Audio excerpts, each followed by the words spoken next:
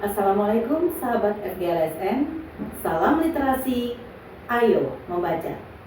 Nama saya Teni Wijayanti dari SMP Negeri 1 Jayapura. Kali ini saya akan membacakan cerita dengan judul Pada Burung Cendrawasih yang berasal dari Ensiklopedia Dongeng dan Cerita Nusantara karya Daru Wijayanti. Selamat mendengarkan. Sebelum ibu memulai cerita, ibu akan bertanya dulu, apakah ada yang tahu burung cendrawasih? Ya, kalian benar sekali. Burung cendrawasih adalah burung yang berasal dari tanah Papua. Mari kita dengarkan bagaimana cerita dari burung cendrawasih. Pada zaman dahulu kala, di daerah Fakfak, tepatnya di daerah pegunungan Bumberi, hiduplah seorang perempuan tua bersama seekor anjing betina. Perempuan tua dan anjing betina itu memperoleh makanan dan buah-buahan yang ada di hutan. Suatu ketika, mereka berdua berjalan menuju hutan. Perjalanan yang cukup memakan waktu telah mereka tempuh. Namun, mereka belum juga mendapatkan makanan. Anjing itu pun merasa sangat lelah. Kemudian tibalah mereka berdua pada suatu tempat yang ditumbuhi pohon pandan yang penuh dengan buah. Kemudian perempuan tua itu memungut buah yang jatuh dan memberikan kepada sahabatnya si anjing betina. Saking laparnya, anjing betina itu melahap semua buah-buahan yang diberikan kepadanya. Namun aneh, tiba-tiba saja perut anjing itu mulai membesar. Dan tak lama kemudian, lahirlah seekor anak anjing. Melihat keanehan tersebut, si perempuan tua segera memungut buah pandan untuk dimakannya. Lalu apa yang terjadi anak-anak? Ya, ia pun mengalami hal yang sama dengan anjing betina. Perut perempuan tua itu semakin lama semakin membesar. Kemudian lahirlah seorang anak laki-laki yang ia beri nama Kueya. Setelah Kueya menjadi besar, Kueya mulai membuka hutan. Ia pun menebang pohon dengan alat yang berbentuk seperti pahat yang biasa disebut kapak batu. Karena alat yang digunakan adalah kapak batu, sehingga Kueya hanya bisa memotong pohon satu hari cuma satu buah pohon saja.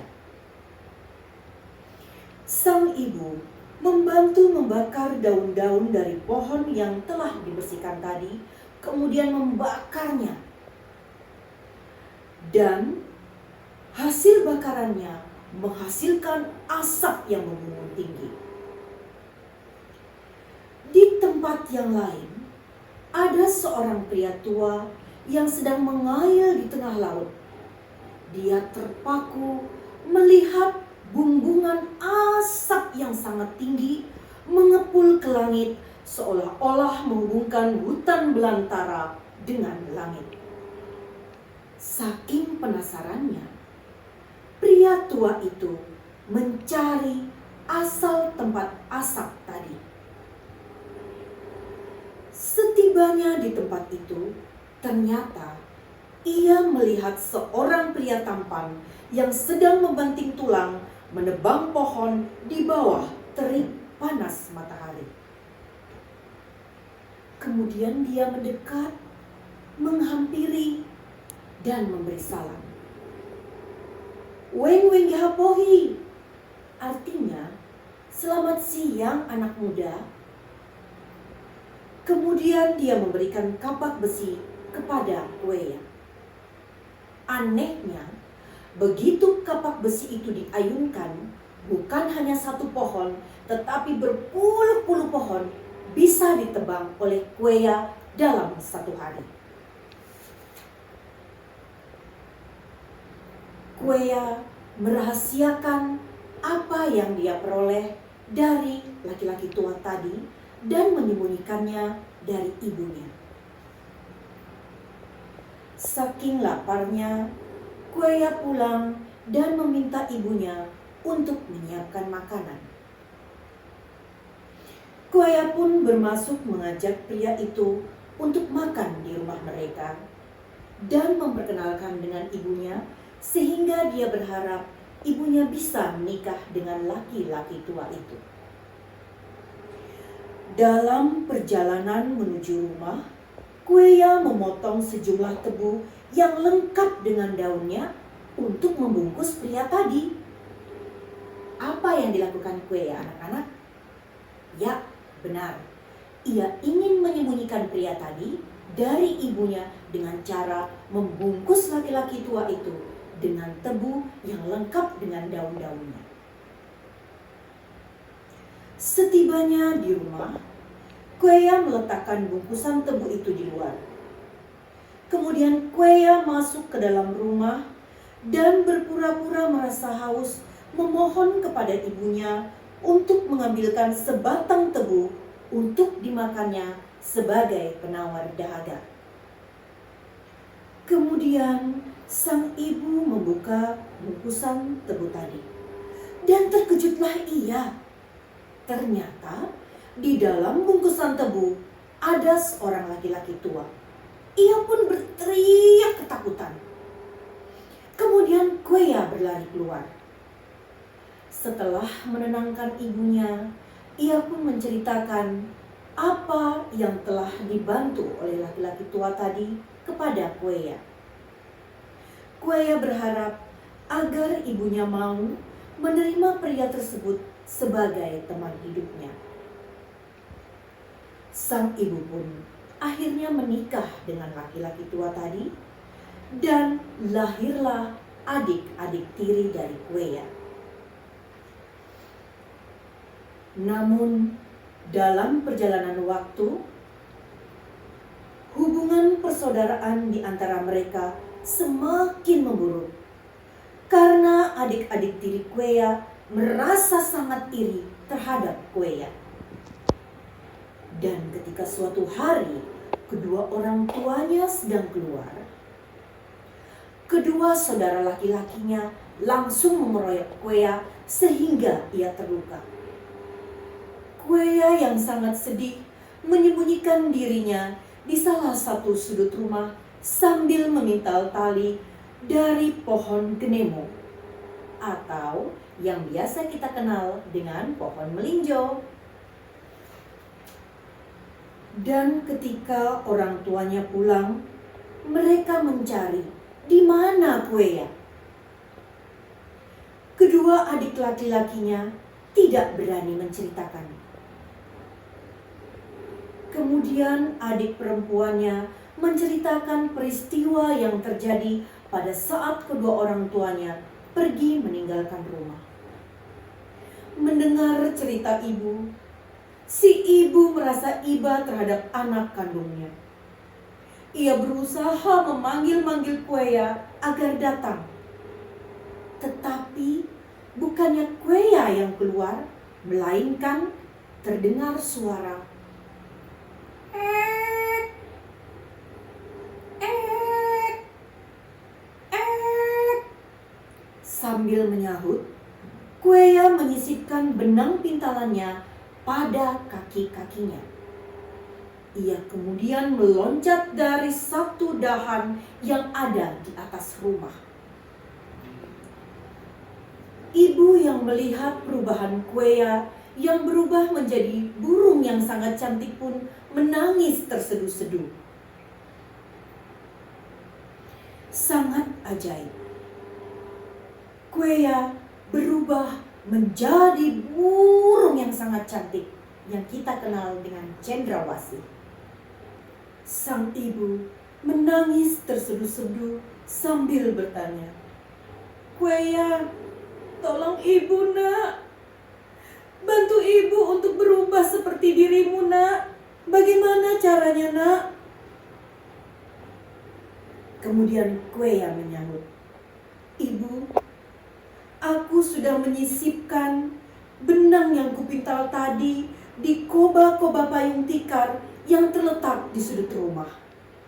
Kemudian ibu tua itu memakai benang dan menyisipkan di bawah ketiaknya.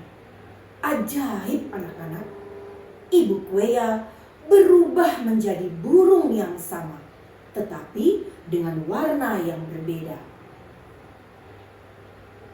Keduanya berkicau di atas pohon. Wong, wong, wong, kok, kok, kuek. Wong, wong, wong, kok, kok, kuek. Sejak saat itu, burung cendrawasih muncul di permukaan bumi. Terdapat perbedaan antara burung cendrawasih jantan dan burung cendrawasih betina. Burung cendrawasih betina memiliki bulu yang tak memiliki warna yang cerah, berbeda dengan cendrawasih jantan. Cendrawasih jantan memiliki bulu yang panjang dan sangat cantik dengan warna-warna yang sangat cerah. Adik-adik Quea yang menyaksikan peristiwa ajaib tersebut kemudian sangat menyesal. Akhirnya mereka saling melempari satu dan yang lainnya dengan abu tungku yang berasal dari perapian, sehingga wajah mereka menjadi kelabu hitam. Dan ajaibnya, mereka pun menjadi burung-burung yang sangat jelek. Berubah seperti Quea, tetapi bulunya sangat jelek. Sejak itu, hutan dipenuhi oleh aneka burung. Ada yang cantik seperti burung cendrawasih, dan ada yang berbulu jelek seperti adik-adik Quea. Ayah Quea yang ditinggal anak dan istrinya menangis terseduh-seduh. Ia pun sangat putus asa. Saking sedih dan kesepian, ia pun menceburkan dirinya ke dalam laut sehingga menjadi penguasa laut. Nah, adik-adik sekalian, apa yang bisa kita petik dari cerita tadi? Ya, benar. Pertama, kita tidak boleh melawan atau menyakiti saudara kita, baik itu yang usianya lebih tua maupun yang lebih muda dari kita. Yang kedua, jangan selalu menyimpan rasa iri kepada orang lain. Dan yang ketiga, kita tidak boleh merasa paling benar sendiri. Anak-anakku sekalian, demikian cerita tentang asal-usul balada burung cendrawasih. Semoga kalian dapat mengambil manfaat positif dari cerita ibu. Jika kalian suka dengan cerita ini, jangan lupa like, comment, and subscribe. Terimalah moto Kota Jayapura, Hente Cahi Yo Onomi Temarni Hanaset, satu hati membangun kota untuk kemuliaan Tuhan. Wanyambe, terima kasih sahabat FGLSN, salam literasi, ayo membaca. Wassalamualaikum warahmatullahi wabarakatuh. Sampai jumpa.